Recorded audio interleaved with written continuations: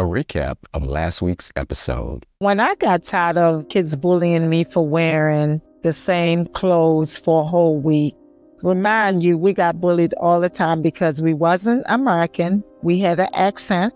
So we got picked on for that. And then this was the second thing that we got bullied about, wearing the same clothes for a whole week. And when I got tired of that, I just started packing my book bag. Like my sister said, we had clothes. My mother was a seamstress. So we always had new clothes to wear, especially when we would go to church.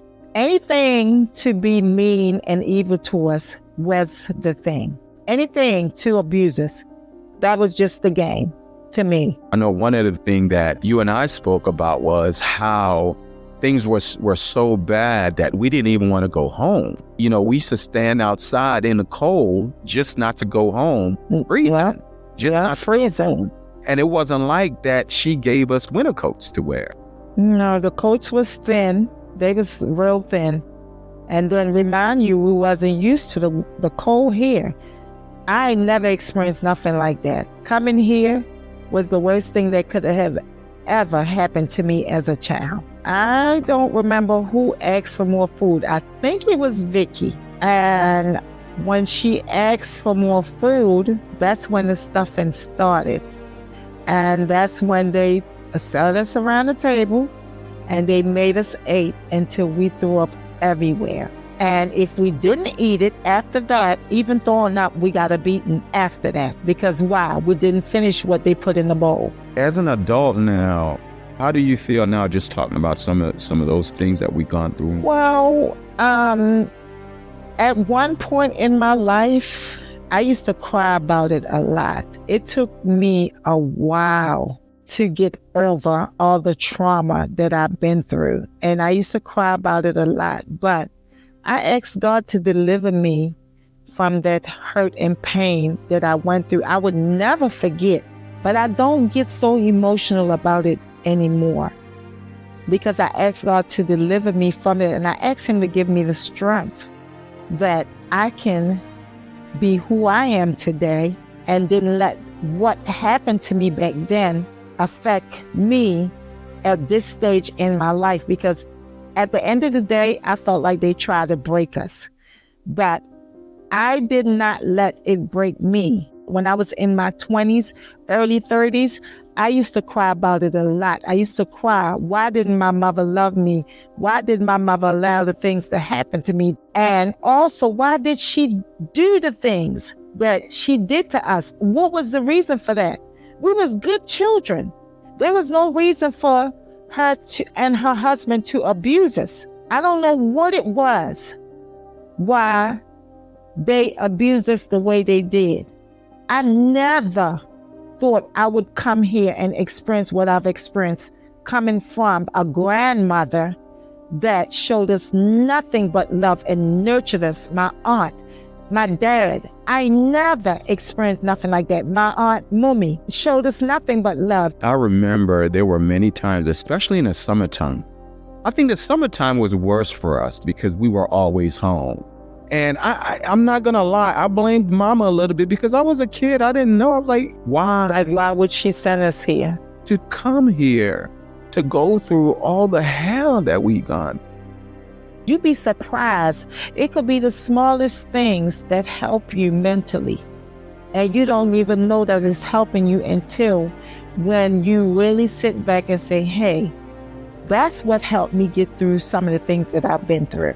Through all the hell and craziness that we went through, the cruelty and how that went up against the Christianity. Once we left church and went home, it was like, it was hell.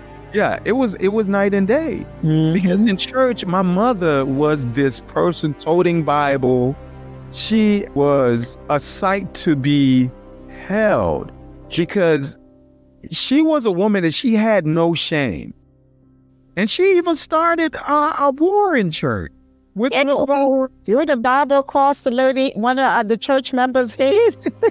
She went back to church and was telling people about how she was treating her kids. And she confronted her one Sunday service by hauling her Bible at the lady. And didn't we end up getting put out of church because of that? I think so. Yeah, I think we left after that. Yeah. Our mother, she read the Bible profusely. I mean, it seemed like she knew every book in the Bible. Oh, yeah. She knew every book in the Bible, every verse. But what was so crazy is that she would cuss us out, call us all kind of nasty names, every name in a book, and then she would go and pick up the Bible and talking about God. And me personally, I know I never understood that. Me neither. Confused. I was confused because I didn't understand the fact. How can somebody serve God and God is nothing but love? So how you serve God and you doing nothing but evil? I was confused about that. What God are you serving and what God you calling to and think he's condoning the mess that you do? When he started that, I was confused. As a child, I didn't know what he was doing. So I was very much confused because I never experienced anything like that. And it was very, very scary for me. I didn't know what he was doing.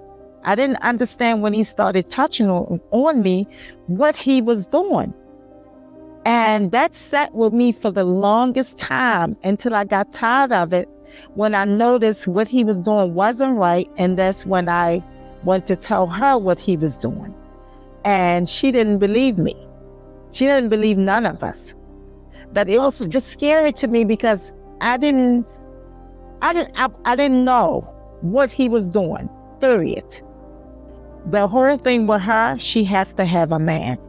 A man always come first before her children, whether they're your stepchildren or they're your real children. When you made the choice to bring Lisa and Vicky in your home, you made that choice to be a mom to them. When you brought us here from Jamaica, you made the choice to be a mother to us as well.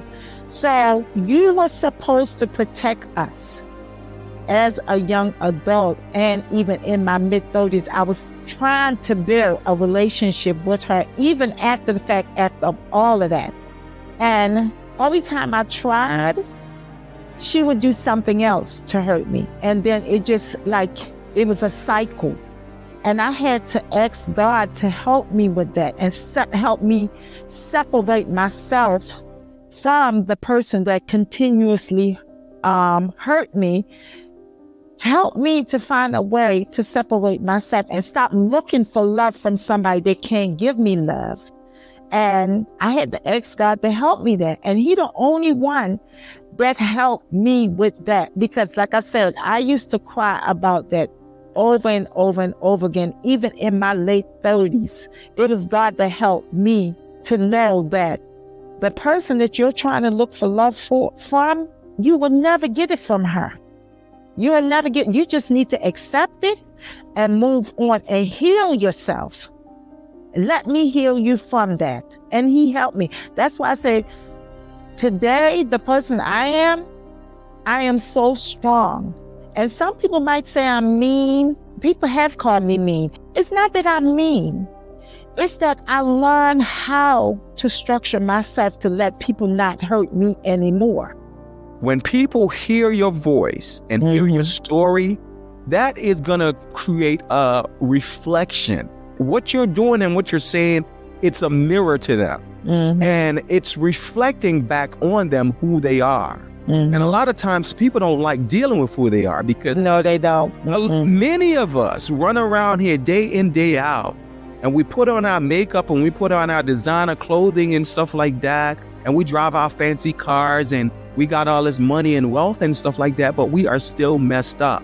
Yeah, miserable on the inside. Miserable on the inside. Yeah, we cover it up with material things. Yeah. We don't deal with the inner. I remember one time somebody at the gym came to me, and this is the person that's always talking about, making money. And going to the gym that I go to, it's a lot of very progressive people, a lot of business owners and people who do have money and some who have a lot of money. And I hear these people talking about building their wealth. And so one day I said to them, well, what about your inner wealth? What about your inner wealth? How are you working on your inner wealth? And one of my good friends I had this conversation with as well. I told him, I said, listen, I said, if you work on your inner wealth, everything else is going to come to you. Everything that's on the outer, how you look, how you take care of yourself, how people treat you, how you treat yourself, all of that is going to come if you work on your inner wealth. Taking one issue at a time that you have, work on that, ask God for deliverance, pray. Once you get delivered, then you can go to the next thing. Yeah, and one of the things that I found with people, not that I'm judging anybody, because I don't judge other people on what they choose to do. But one of the things I found with people is a lot of us don't know who we are as an individual. So if you don't know who you are, you can't be true to yourself. And I'm big on being true, staying true to who you are once you know who you are. Exactly. Staying true to yourself. Don't do things to get an audience because you need an audience for you to feel good about who you are. No. Feel good about who you are. You don't need nobody to validate who you are as an individual if you're comfortable with you. Yeah. And I find a lot of people look for validation in others. Yeah. And you shouldn't need validation in others if you know who you are and you're staying true to who you are.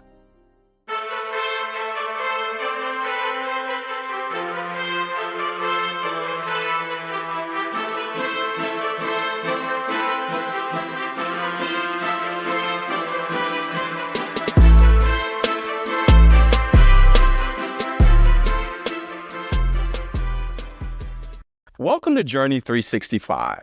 I'm your host, Patrick A. Kelly. So before we get started, please join us in an open prayer. Lord, we thank you so much for allowing us to be here tonight. We thank you for all that you have enabled us to do and all that you will enable us to continue to do moving into the future. We thank you for everyone who has supported us, those who are seen and unseen. We thank you, dear Father, for blessing us and also for allowing the show to grow exponentially, dear Father. Lord, we ask that you continue to send people to us who are looking to be delivered, who are looking to share their journey, and through them sharing their journey, be delivered. Amen. Thank you all so much for joining us tonight. Before we go any further, I definitely want to give my sister Donna Kelly a shout out and thank her again for coming on the show, for bringing so much context to episode 4, Torture and Molestation Under the Guise of Christianity. Oh my goodness, she gave us so much more insight, a lot more than what I actually remembered. So I want to thank her so much. We're actually going to have her on again to do the video portion of those two parts of episode 4 that she was on. So thank you again, Donna Kelly. Go to her website, ladies. If you're looking for some really amazing clothes, my sister, Donna Kelly, has her salon as well as her boutique, D. Angelette Studio and Fashion Design. And you can reach her online at dkangelette.com. That's DK, that's ANGELETTE.com. So go and support her. She is a beautiful Black woman that's out here doing her thing and that's making that money. So, going into the show, wow. So I just want to forewarn you all that I am going to be describing a lot of the things that I went through sexually, people that I met, people that I was with during that whole process, and also talking about how God brought me through my sexual addiction. So this particular episode is definitely not for children. I would not recommend, but this will give you a lot more insight as to who I was, which I am a totally different person now. I've been getting a lot of feedback where people saying, wow, I can't believe you're actually doing this. And I just recently was having a good conversation with a good friend of mine at the gym. It seemed like I have a lot of conversation at the gym because I'm at the gym a lot. And, I was asked, I said, hey, man, have you listened to my podcast? Because he was one of the main ones that had really encouraged me to do this and stayed on me to do it. And that was something that I really appreciated. And that's why I said, hey, man, have you listened to the podcast? He's like, no, I haven't listened to it, but this, but that, and I was like, listen, I said, each episode of the podcast is made so you can absorb it by itself. You don't need to watch it like a TV series, because there are different, just like there are different parts of you in your life, there are different parts of me in my life. So I definitely encourage everyone to go out and search for it. It's at JRNY365. The first episode is called The Message, and I am talking about the dreams that God showed me. And also chronicling my life. I did get very emotional. It was something that was unpretentious. I didn't foresee it myself until I literally started doing it, and the spirit just came over me. So that's it. So you guys go and check out, the message. I also talk about my personal child molestation when I was 3 going on 4, which is called A Tainted Little Soul. And from there, I went into a supernatural attack that almost killed me when I got almost killed from a spirit. For those of you who believe in things like that, it's actually real. And how I, by the grace of God, came out of that. Of course, after that, we go into torture and molestation under the guise of Christianity, which is 3 parts. So tonight, without further ado, I'm going to take you into episode 5, which is titled Through God, I Overcame My Sexual Addiction. I want to thank you all so very much again for supporting this task that God has laid on me, that God has charged me to do, for me to be the message, for me to be the vessel for you. Before I can do that, I first have to open up myself so you all can get to know who I am. And, another conversation I had with this same good friend of mine is like, who do you really know? Once you listen to this podcast, do you know the way that you're knowing me right now? So God told me that I had to do that, because I had to do that to gain your trust. How do you gain people's trust other than, putting yourself out and opening yourself up so they can see you, so you can be fully exposed? So that's me, Patrick A. Kelly. Let's get into episode 5 again, which is Through God, I Overcame My Sexual Addiction. Thank you so much for your support again, okay? My siblings and I recently began fighting against our parents' torture and molestation when another issue began rearing its ugly head. I started noticing this sudden urge through all the chaos, the multiple weekdays at Bible study, Sunday services, and choir practices, which I wasn't privy to, but seemed all too familiar. Suddenly, I was getting feelings of sexual urges, and they were often overpowering. Although I hadn't had sex yet, I developed this obsessive imagination detailing sexual acts like writing a 30-minute TV script. The visuals were so detailed that at any given time, if I had gave in, I could visualize having foreplay and sex with anyone of my choosing.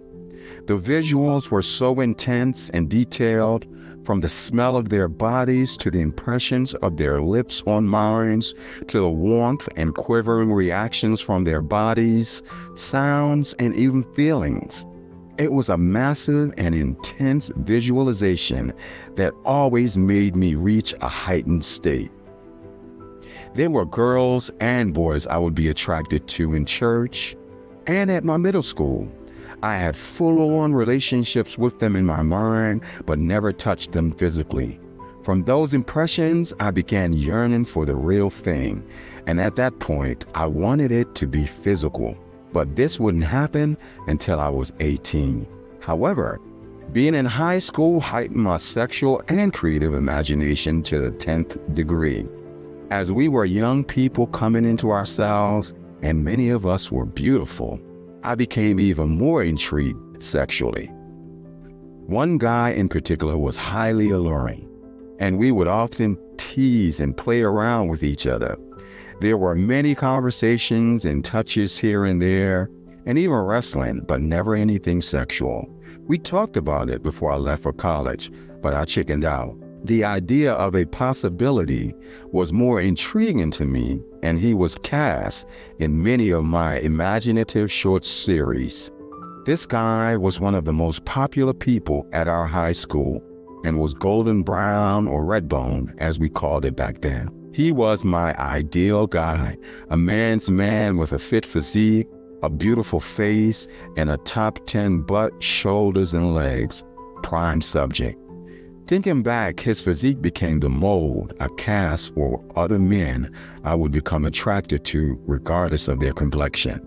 I would often dream what it would be like to have sex with my then girlfriend, because she would tell me these stories before we got serious about having sex with older men in their 30s and how those guys made her feel with a particular body part.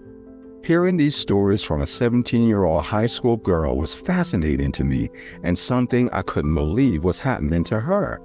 She was obviously way more experienced than I, and I didn't know how having sex with her would turn out, but I wanted to anyway. She and a cable customer I had visited, a brown-complexioned black man in his late 20s, were the first two people I had sex with, and the sky was the limit afterwards. At age 15, my life began to change rapidly. I had already noticed girls, but I started seeing boys too. It was a comfort level I had hanging around other boys. I didn't feel threatened or that something would come out of nowhere and blindside me. I wasn't anxious around guys, and remnants of the past did not creep up in my mind. This comfort level allowed me to discover more about my comfort with boys. Not only could we do boys stuff, play video games, sports, wrestle, talk trash, but I had a genuine ability to feel their energy, almost like I had an inside track as to who they were or could be. If a guy was around me for some time, they would develop affection towards me or lust.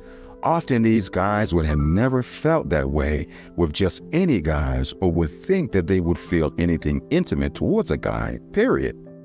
But they always did with me, which I noticed when I was 15 but never understood. I wasn't just one of those ordinary teenage boys who played video games and chased girls. I had already learned how to make money because I, Dee, and Sean, brothers and two of my best friends, carried people's groceries at the grocery store and washed car windows. As soon as I could get a real job, I stepped out into the world of working and being responsible. I got my first job as a prep cook at a popular Mexican restaurant and was later promoted to the grill. I cooked so well that I began receiving customer tips, exclaiming how well I cooked their steak. I was popular with the older teenagers and young adults working in the kitchen. And everyone who has ever worked in a restaurant knows the environment of a restaurant kitchen and its personality. I've always been attracted to people older than me by wanting to befriend them because I knew they could teach me things I had not already learned. Anyone who's worked in the kitchen at a restaurant knows that it attracts all manner of people, most of them with exciting pasts, intriguing vices, and colorful and suggestive habits and predilections. Meaning, my virgin ears learned a lot about sex from those who had it all too often.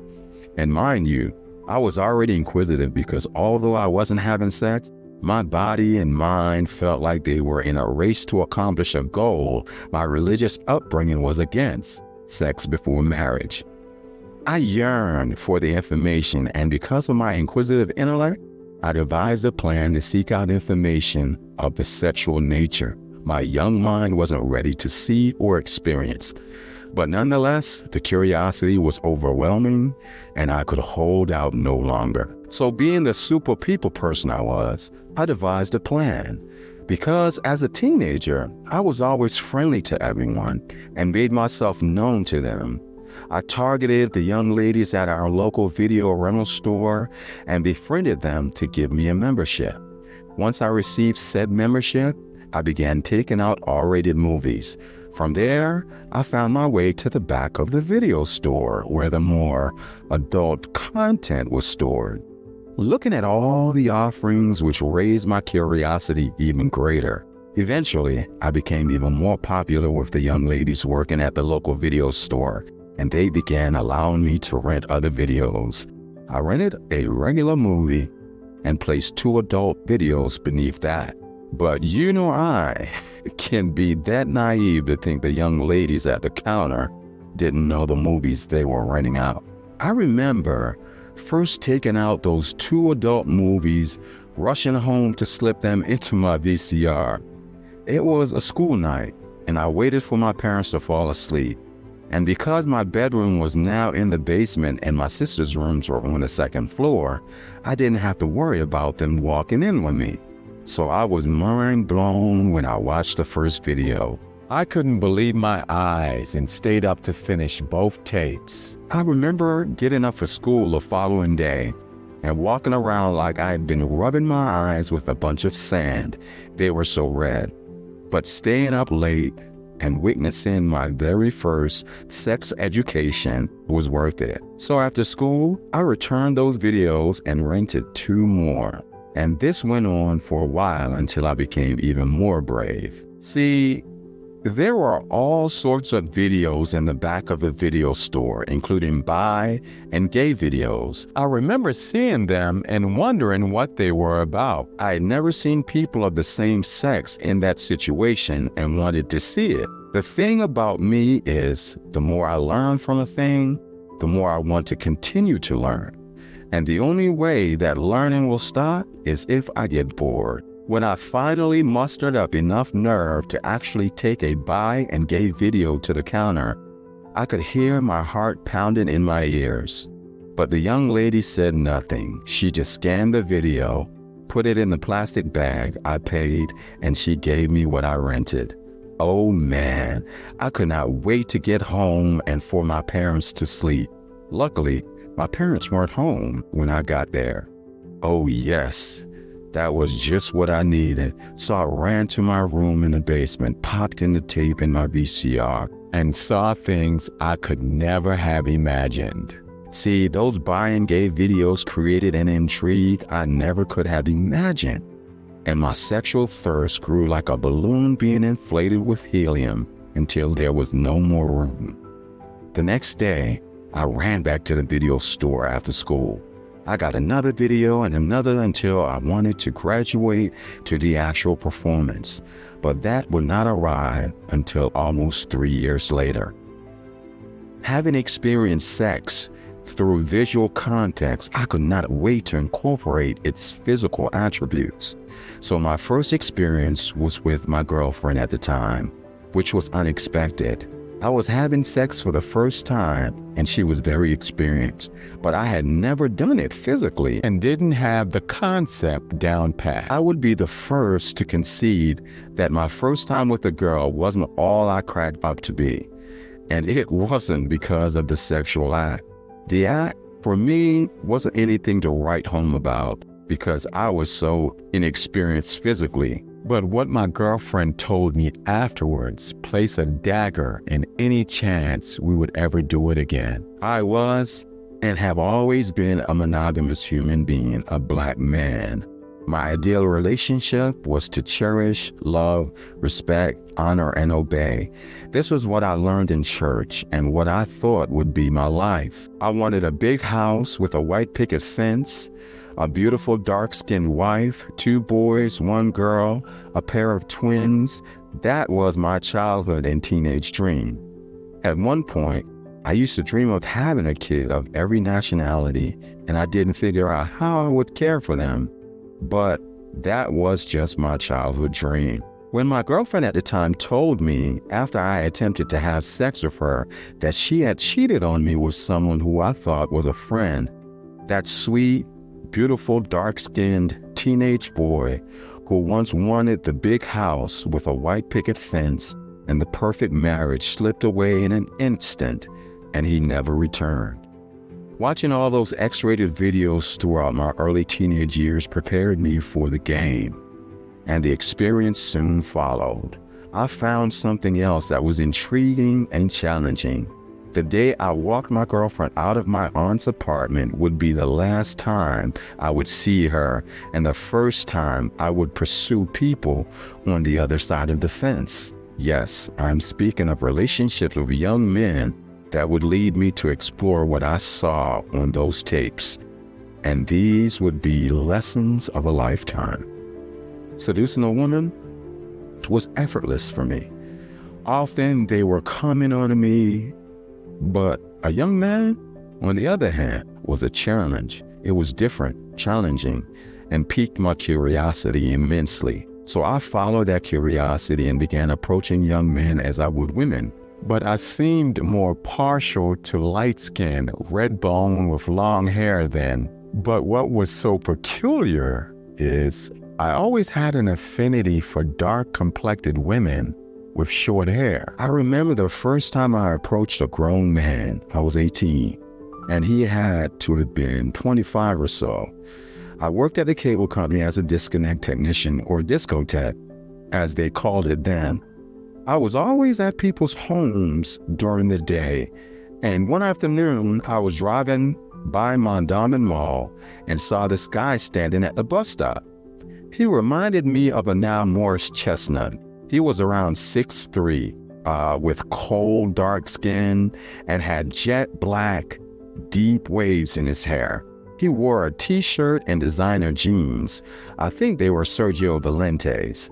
However, as he stood at the bus stop, I happened to pull up at the light, saw him standing there, did a U-turn, pulled up, and began hollering at him. A term we used to use back in the day when we were trying to hit on someone. He gave me this nasty look as I complimented him on how his jeans fit. See, I had already realized what I was into, and there was nothing more intriguing than someone with a physically fit rear end and long fit legs, and those things he had. Needless to say, the Morris Chestnut look-alike rebuffed me. But as fate would have it, I ended up at his girlfriend's house the next day to shut off her cable. To my surprise, the same guy was standing in the dining room when she let me in the house. Our eyes made four, and you could tell that both of us realized who it was we were looking at. Being professional, I told the young lady I came to disconnect her cable, but would spare her a reconnect fee if she paid half the bill with me today and made arrangements to pay the other half. The girlfriend said she could do that, but had to go down the street to the bank. I told her I would wait. As the girlfriend left the house to go to the bank, as soon as the door slammed shut, I looked at the guy. There was obvious tension in the room. So I said in my mind, a closed mouth don't get fed, and asked the guy, "You want to mess around?" I thought the guy would try to fight or at least cuss me out, but he said, "My girl will be back soon." Floored from head to toe, I was shocked and couldn't believe what I had just heard, but I ran with it. I explained to him that his girlfriend would have to walk down to the bank, wait in line, withdraw the funds, and then walk back, giving us more than enough time. He turned and said, "Hold up."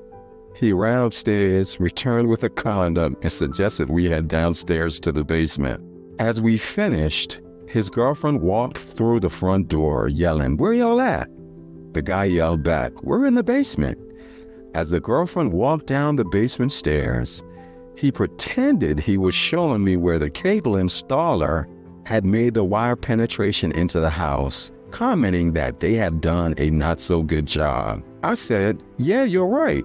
They didn't do a good job with the install," and pretended to look at the wiring. I collected the partial payment for the cable bill and left. A couple of days later, I heard from the guy again, and we continued our escapade until he ended up breaking up with his girlfriend and moved in with his grandmother. As I got to know the guy, he had just returned home from jail and was trying to get himself together. Being so much into myself at the time, I only cared about myself. At least this is how I dealt with a guy. I wanted what I wanted and moved on once I got caked. I wasn't about being in love or a relationship at the time, as I still had girlfriends. As I started getting deeper into guys, I realized that they weren't as complicated as women, and they were more of a challenge for me, intriguing. So with this intrigue, I pursued them more until I met the first guy I fell in love with, but he too was in a relationship with another guy. This pattern of selfishness and carefree attitude continued for years. And the more I got what I sought sexually, the more pervasive I became until the idea and act of having sex began controlling my life. So much so that I had to have sex all the time, and now it was sometimes in odd and peculiar places. I became even more aggressive as I sought the type of men I wanted to lure. I moved on to older, more experienced ones who were mind-blowing. I learned to give great massages, listen, date, and tend to their need for pleasure because I wanted access to them often to get my fix. Having sex outdoors or in cars was a regular thing. Picking up guys at a bar, restaurant, sports game, gym, or church was easy because I was confident, aggressive, good-looking, and dressed well. I learned that 9 out of 10 guys prefer that you are the aggressor, as the ones I was attracted to had wives and girlfriends, but I didn't care. I wanted what I wanted when I wanted it. At one point, I saw 2 guys with girlfriends, alternating them daily, depending on who got possessive or got into their feelings. Having multiple situations simultaneously was like meeting someone on the weekends just because I wanted to. I had just turned 27 when I finally admitted to having a sexual addiction. I was at my apartment on Briarcliff at the time and had just finished having sex. And as I began going through my mind how everything went down, I realized I had a massive problem. That evening, I asked God to take the sexual addiction from me. Within a week, something started happening with my sex drive. I began overthinking things when having sex as if someone injected the emotion of care. And I would become lame sometimes in the middle of the process. Sometimes, as I was having sex, I would think, why am I doing this? I'm not even attracted to this person. And as soon as that came to mind, I would go lame and stop. The person would look up at me puzzled, and I started being blatantly honest and telling them I wasn't sexually attracted to them. I would feel so bad afterwards because I knew it was heartless, but I couldn't stop saying it. As time progressed, these scenarios began happening more and more frequently until having sex became less intriguing to me. Around 2009, I noticed that I was having sex less and less, and that the 1 or 2 people who made it to my bed turned me on less and less until I began taking L's for giving out lousy sex. I remember the final straw was I had just met someone at the bar, and they came to my house that evening, and we got busy. This was also one of those times that the sex was terrible on my part because I wasn't into it mentally. That evening, I decided to step back from having sex for a while. I began losing interest, and the idea of having sex with a guy began turning me off, so I stopped having sex for 2 months. God was working on me during that time, and I didn't even know it. I became unattracted to guys and started dating women again, but that didn't last either. God kept talking to me about working on myself the whole time, but I wasn't hearing him. One day, I was playing racquetball with a professor at Georgia State, and the ball hit me in my left temple. It was the most excruciating pain I had ever felt then, and I didn't even know it, but I got a concussion. 2 days later, I woke up that morning, opened my eyes, and it seemed they did not open because all I saw was pitch black. Scared and about to lose my mind, I laid back in bed, prayed, and asked God to heal whatever was happening to my eyes. I tried to open my eyes a little later and could see again. It was the scariest thing I had ever experienced at that time, but it was just the beginning. The concussion I received playing racquetball damaged the nerves in my left eye and caused complications with my sinuses. My left eye became a lazy eye, and it got blurry and would run all the time. My vision became less and less in my left eye until I had to purchase special glasses to see. My sinuses were triggered and began draining into my throat profusely until it began creating complications. From there, another issue began developing in my stomach. What they said, beware what you ask for, especially when you're asking God. I was too ignorant at the time to spell out exactly how I wanted God to help me with my sexual addiction. So he culminated it into a twofer plus one. Everything that would transpire afterward would forever change my life and path and cause me to lose my voice for a year and a half, develop a significant stomach complication, and become celibate. I will expound on me losing my voice and the major stomach complication I had in 2 upcoming episodes. But I wanted to tell you that looking back on my life, although going through those things was hell, they were the best things that could have happened to me. And I say this because I believe God saved my life more than once with the travails he imparted on my life. I am a better man for it, and I come to you forever changed, humbled, renewed, delivered, and openly accepted my calling from God to tell you my story and witness to you. I have been celibate and abstinent long enough that most of the time I'm not thinking about sex. Sometimes weeks go by and I don't think about having sex. When I think about having sex, especially when I see my type, I push the urge to the back of my mind or masturbate. Before being delivered by God from my sexual addiction, I would seek out whoever that person was and approach them, tell them precisely what was on my mind, and if they were down, we would devise ways to commence the sexual act. Now, I'm at a stage in my life where I'm focusing on semen retention and higher levels of spirituality. I'm not saying I will remain celibate for the rest of my life. Now that God has allowed me to see and feel people, who they are, and whether they would be my match, it brings more comfort to know that I was never missing out and will be ready and available when that person who is my match comes along. At age 51, I stopped running from God, and I fully embraced my destiny to the calling to be the message. To be the message and to do this podcast and the show, I had to lay myself bare as I'm doing now. So you can understand that this isn't a game at all. God is using me. He is using me to be the message for you. And he says, come as you are and be delivered. But to do that, you have to bear yourself to him and everyone because of our strength. God don't give us more than we can handle.